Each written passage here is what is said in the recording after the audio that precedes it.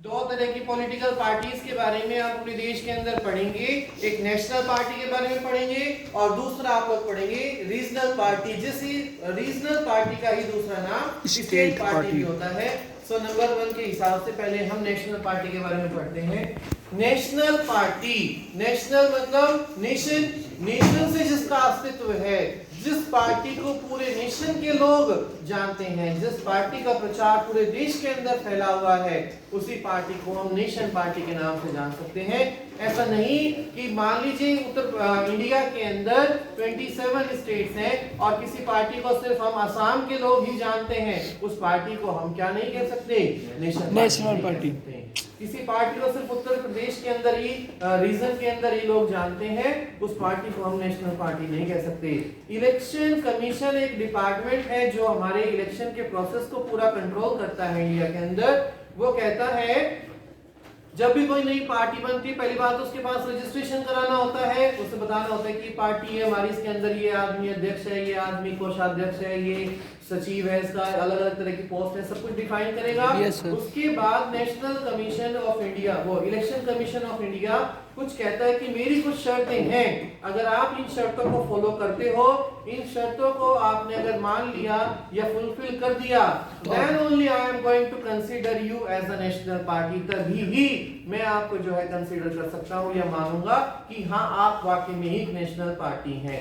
सो वो कौन कौन सी ऐसी शर्तें हैं जो इलेक्शन कमीशन ने रखी हैं नेशनल पार्टियों के सामने या किसी भी पार्टी के सामने कि अगर आपको पार्टी से नेशनल पार्टी का दर्जा प्राप्त करना है, so you have to fulfil सम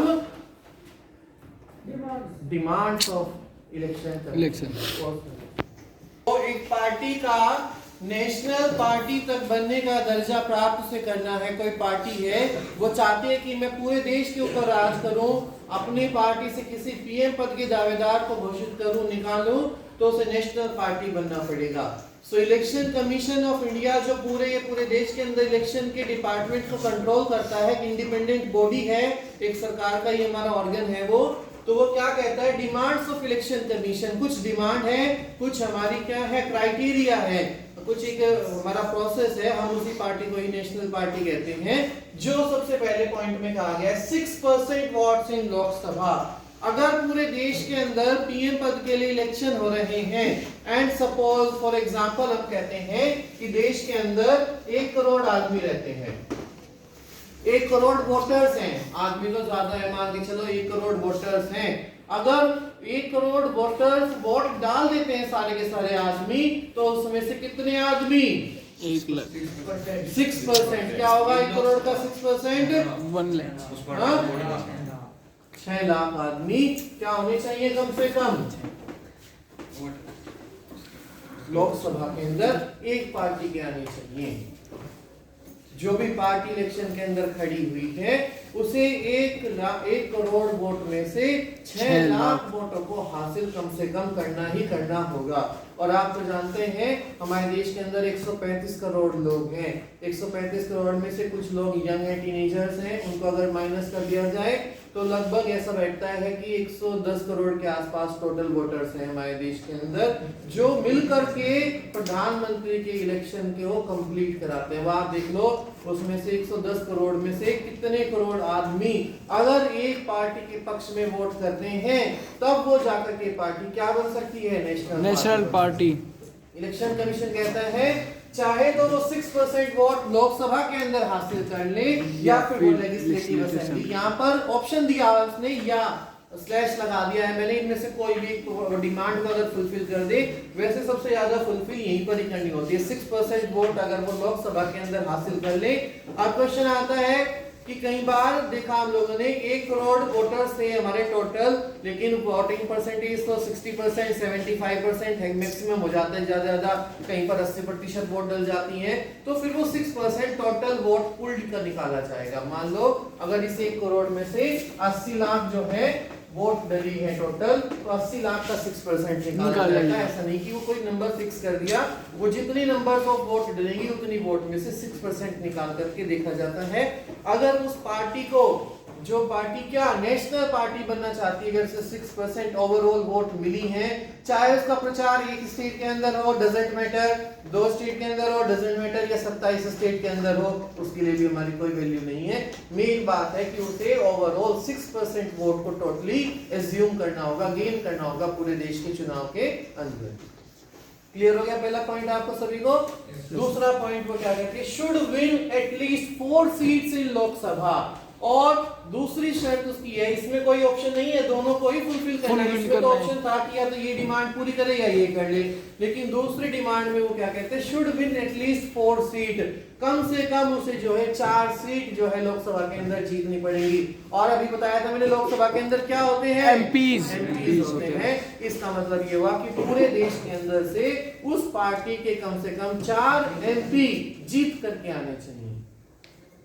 अगर उस पार्टी की 4 एमपी भी पूरे देश के अंदर से नहीं जीते तो वो भी नेशनल पार्टी का दर्जा प्राप्त नहीं कर सकती, weather he have fulfilled the first demand of election commission, चाहे उसने पहली जो डिमांड है उसकी फुलफिल कर दी हो, but doesn't matter अगर उसने दूसरी डिमांड को पूरा नहीं किया, then election commission is not going to recognize him as a national party, वो उसे नेशनल पार्टी का दर्जा बिल्कुल भी नहीं देगी। है कि जब इलेक्शन कमीशन इतनी हैवी डिमांड को रखता है कि अगर किसी पार्टी को पार्टी से नेशनल पार्टी को बनना है या अपना अस्तित्व से ऐसा बनाना है, तो उसकी तो इतनी सारी शर्तें हैं। पार्टी कहती है क्या हमारे लिए भी उसकी बेनिफिशियल में कुछ है, उसके बदले में आप हमें क्या दोगे? तो पार्टी जब डिमांड करती है तो इलेक्शन कमीशन से क्या कहती है कि हमें भी कुछ आपको जो है स्पेशल रिकॉग्नाइजेशन देनी पड़ेगी, आप हमें भी जो है एक अच्छे तरीके से देखेंगे या फिर कुछ हमारे साथ स्पेशल ट्रीटमेंट करें। जबकि कॉन्स्टिट्यूशन ऑफ इंडिया कहता है या जुडिशियल डिपार्टमेंट का कहता है every persons are equal before the law, कानून की नजर में तो सब लोग इक्वल है, कॉन्स्टिट्यूशन की नजर में सब लोग इक्वल है, संविधान की नजर में तो सब लोग बराबर है, चाहे वो छोटा हो, मोटा हो, गरीब हो, अमीर हो, कुछ भी हो। पर यहाँ पार्टियां डिमांड करती हैं कि नहीं, जब आपने हमारे से इतनी सारी शर्तें मनवाई कि 4 सीट एमपी आने चाहिए, हमारे 4 तो 6% वोट भी हमें पूरे देश के अंदर हासिल करनी है, तो आप भी हमें कुछ स्पेशल ट्रीटमेंट दें, तो इलेक्शन कमीशन उसके अंदर जो है वो तैयार हो जाता है और वो भी उसे कुछ स्पेशल फंक्शंस प्रोवाइड कराता है। पॉलिटिकल पार्टियों नेशनल पार्टी ने जब इलेक्शन कमीशन से डिमांड रखी कि आप लोगों ने हमारे से इतनी सारी शर्तें मनवा ली, अब क्या हुआ, अब आप हमें क्या कहोगे? तो पॉलिटिकल पार्टी को इलेक्शन कमीशन जवाब देता है कि मैं आपको स्पेसिफिक सिंबल दूंगा।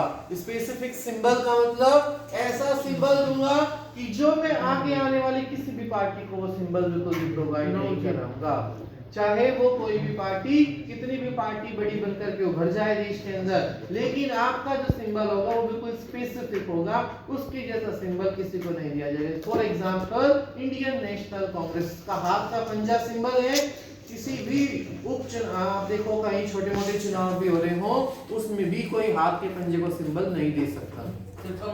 कमल का फूल भारतीय जनता पार्टी का सिंबल, वो भी एक स्पेसिफिक सिंबल है, आप जानते भी नेशनल फ्लावर है हमारा बाजी लोटस हो गया, तो उसको भी वो किसी को नहीं अलॉट करता है।